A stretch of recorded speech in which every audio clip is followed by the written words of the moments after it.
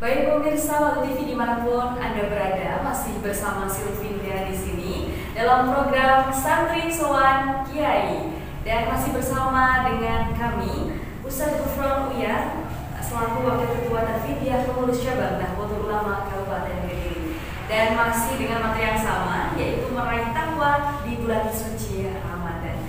Baik Ustadz, tadi sempat dibahas dan dikaji mengenai Quran Surah Al-Imran ayat 17 dan menjelaskan tentang bagaimana ciri-ciri orang yang bertakwa. Tadi sudah dijelaskan bahwasanya ciri-ciri dari orang yang bertakwa adalah sabar, jujur, taat, penderma, dan istighfar. Nah, kita ambil salah satu ciri-cirinya Ustaz, yaitu istighfar. Mungkin bisa dijelaskan Ustaz, bagaimana cara beristighfar yang baik dan manfaat dari istighfar sendiri.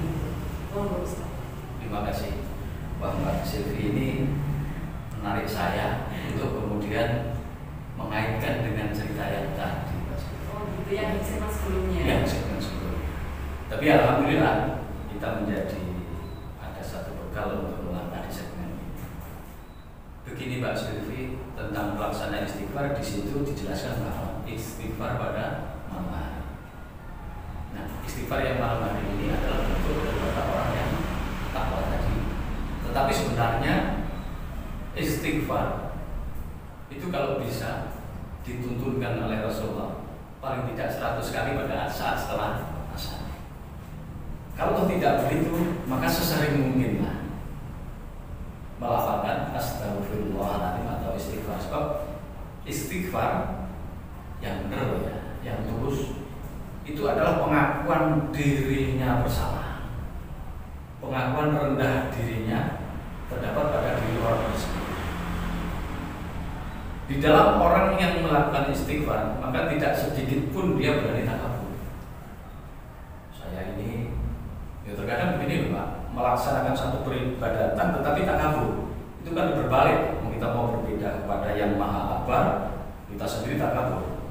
Misalkan malam-malam begini sholat malam, hatinya ngomong saat kamu ini paling sholat malam menampu harus sombong. Nah, itu berarti pengakuan yang jauh daripada konsep merendahkan diri dari konsep istighfar itu sendiri Mas.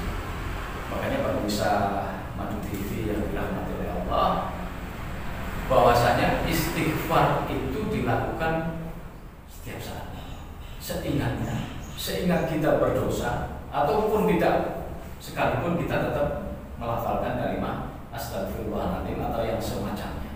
Nah, kalau bicara tentang faidah atau manfaat dari istighfar yang Mbak Sylvie pertanyakan, yang saya sampaikan terkait dengan cerita tadi, Imam Ahmad bin Hanbal yang tadi saya katakan membungkus ibadahnya dengan perilaku biasa.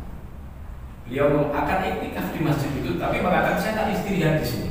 Sebenarnya orang kalau dia berilmu, orang mengatakan istirahat di masjid itu otomatis ya iktikaf itu yang akan dilakukan ini. Tapi diusir. Ketika diusir, saking nggak pantas berpakaian tadi, berpakaiannya biasa sekali lah, bukan tidak pantas, biasa sekali, nggak nampak kiai atau syekh itu nggak nampak. Kemudian dia keluar dari masjid itu. Ketika keluar di masjid, maka ketemulah seorang pedagang roti yang mendapati melihat Syekh Imam Ahmad bin Hanbal itu seraya mengatakan, ya Syekh, dengan istirahatlah di rumah saya, di tempat saya, di kedai saya. Karena terlalu lelah, maka diterimalah tawaran itu.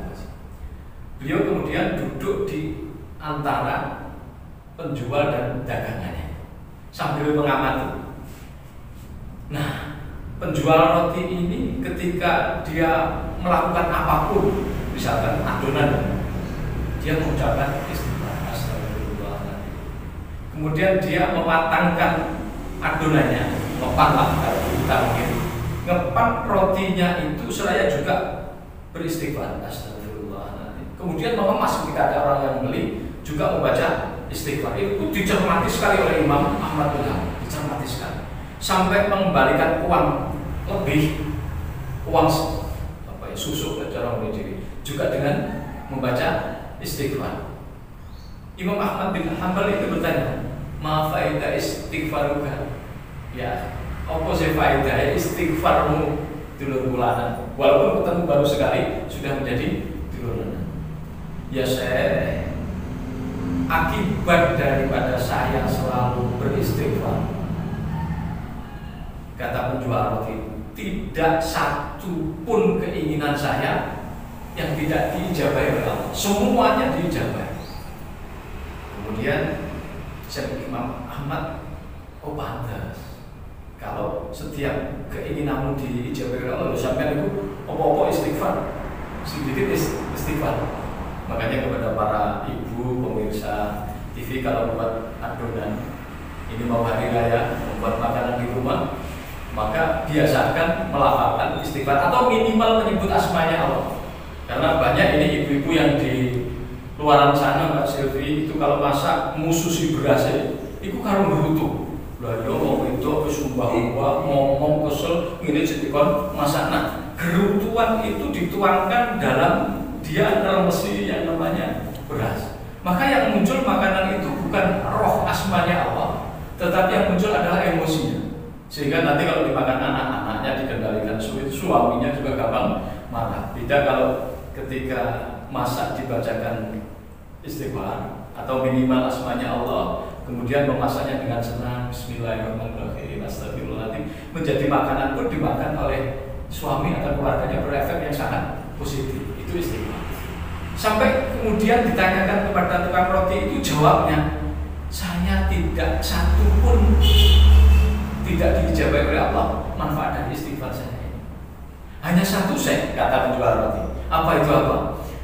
Saya masih berkeinginan, entah saya yang mati dulu, kata penjual roti, atau Syekh Imam Ahmad ulama Mekah sana yang mati dulu. Aku ingin kepada Allah agar aku dipertemukan. Maka Syekh Imam Ahmad itu mengatakan begini, oh ini toh yang membuat aku tertarik kepengen pergi ke Mesir. Setelah di Mesir, aku temui pertama masjid, kemudian aku diusir oleh perabot masjid. Kemudian aku keluar dari masjid, terus kamu panggil, aku ketemu sama engkau. Setelah ketemu sama engkau, ketahuilah saudaraku, akulah Imam Ahmad bin Hanbal. Lupa sudah. Itu dari istighfar. Ketika dicermati oleh Imam Ahmad bin Hanbal, yang namanya itu Mbak Silvi, adonannya halal sekali, telurnya jelas, tepung-tepungnya jelas, maka Imam Ahmad bin Hanbal berkeyakinan bahwa bahannya bahan halal. Terus cara menyajikannya sholih, bukan hanya sekedar halal, tapi dipannya dengan lafaz istighfar, kemudian terus dengan kalimat-kalimat istighfar sampai nyusui wong tuku wae istighfar. Maka Imam Ahmad bin Hanbal berkesimpulan bahwa penjual roti ini adalah penjual roti yang syar'i karena mengikuti aturan agama syar'i. Saking marme si Imam Ahmad bin Hanbal, maka penjual roti ini disebut dengan syar'i roti. Syar'i. Tapi di sini dirubah menjadi sari roti. Jadi maknanya berbeda. Asal usulnya dari sini. Dari sini syar'i roti. Jadi kita kembali ke istighfar tadi, setelah bahwasanya istighfar merupakan bentuk pengakuan diri bahwa kita adalah seorang manusia biasa, seorang manusia yang berdosa, gitu Ustaz. Jadi dimanapun, kapanpun kita bisa untuk istighfar, apalagi ditambah dengan kisahnya tadi dari Imam Ahmad bin Hanbal yang sangat memotivasi kita bersama, ya pemirsa ya. Baik, Ustaz, di sisi ciri-ciri tadi, yaitu ciri-ciri orang yang bertakwa, yaitu istighfar dan juga penderma. Nah, penderma ya. Nah, kira-kira bisa dijelaskan Ustaz, mungkin penderma itu maksudnya seperti apa dan manfaat dari seorang penderma itu bagaimana sih gitu Ustaz? Satu dalil saja dulu. As-shadaqatu litafil bala, bahwa sedekah itu bisa menolak bala. Yang mestinya bala ini akan diberikan menjadi tidak diberikan. Itu gara-gara sedekah.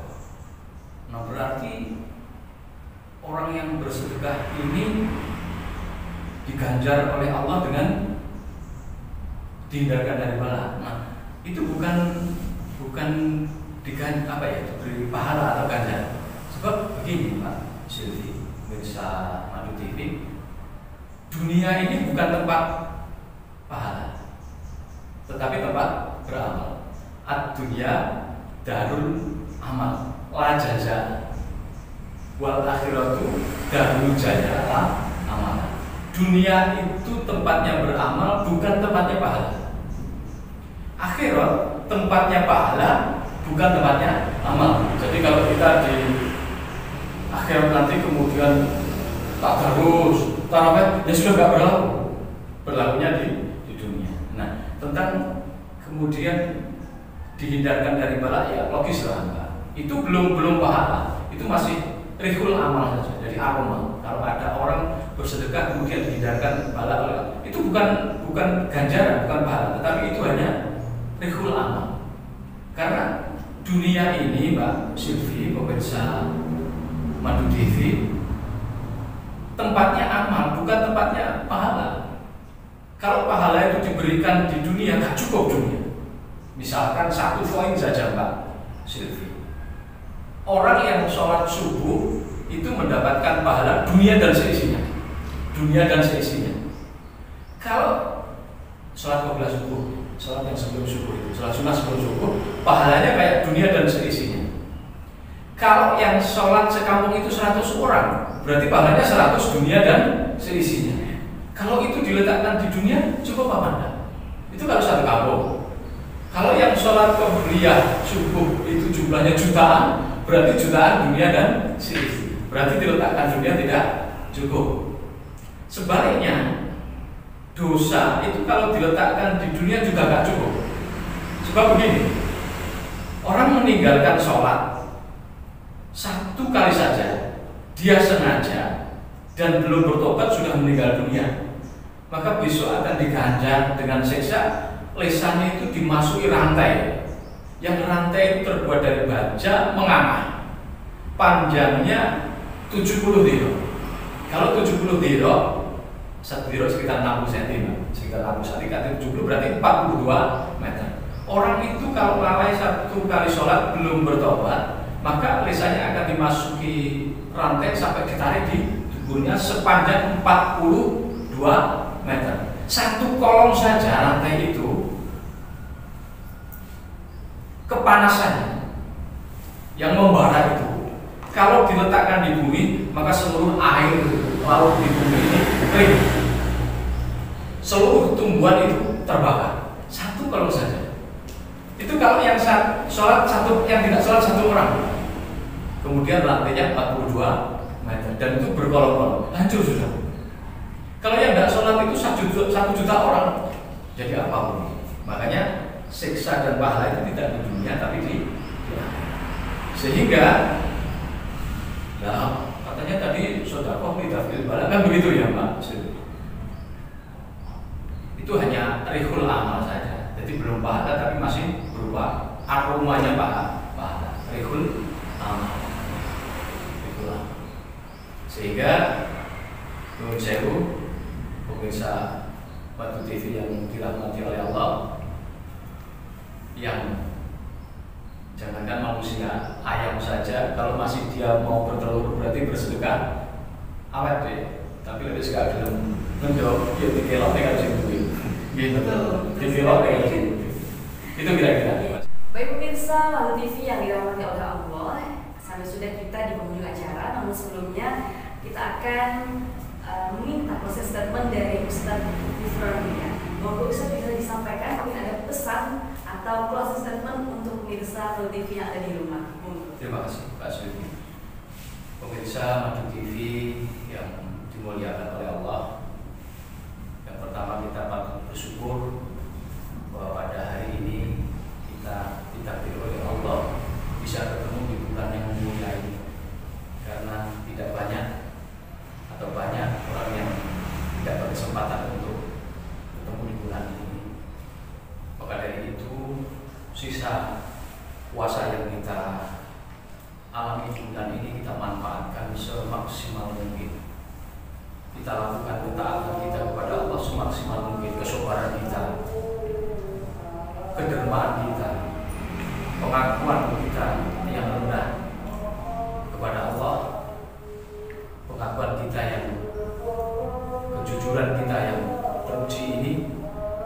maka kita lakukan semuanya demi menjaga puasa kita. Puasa kita harus dijaga dan berharap bahwa di akhir penghujung puasa kita betul-betul menjadi insan yang meningkat ketakwaannya kepada Allah, keimanannya kepada Allah. Jadi kalau masih biasa berarti itu setengah. Maka dari itu marilah bersama-sama saling berdoa agar kita diberi kekuatan oleh Allah bisa menjalankan ibadah puasa ini dengan sebaik-baiknya sampai di akhir bulan Ramadan di tahun ini. Ya kurang lebihnya mohon maaf. Akhir kalam, Allahumma muwaffiq ila aqwamit thoriq. Wassalamualaikum warahmatullahi wabarakatuh. Waalaikumsalam warahmatullahi wabarakatuh. Pesan dari Ustadz Gufran Uya bahwasanya di Ramadan tahun ini mari kita bersama-sama untuk memanfaatkan, memaksimalkan kesempatan yang ada dengan hal-hal positif lainnya. Terima kasih Ustadz untuk materi-materinya. Semoga pembahasan kita pada hari ini dapat bermanfaat dan barokah bagi kita semuanya. Amin ya rabbal alamin. Dan pemirsa, sebagai informasi bahwasanya Madu TV Nusantara dapat diakses pada C9 dan satelit merah putih atau Telkom 4, posisi orbit 187 timur, dan dapat disaksikan pula pada siaran digital teritorial di area Kediri channel 47. Dan Madu TV juga bisa diakses pada aplikasi TV Plus, Netflix, Google atau download melalui Google Play Store. Baik pemirsa Madu TV yang dirahmati oleh Allah, saya Silvi Nuriana beserta kru yang bertugas pamit undur diri. Kita akan berjumpa di segmen selanjutnya. Assalamualaikum warahmatullahi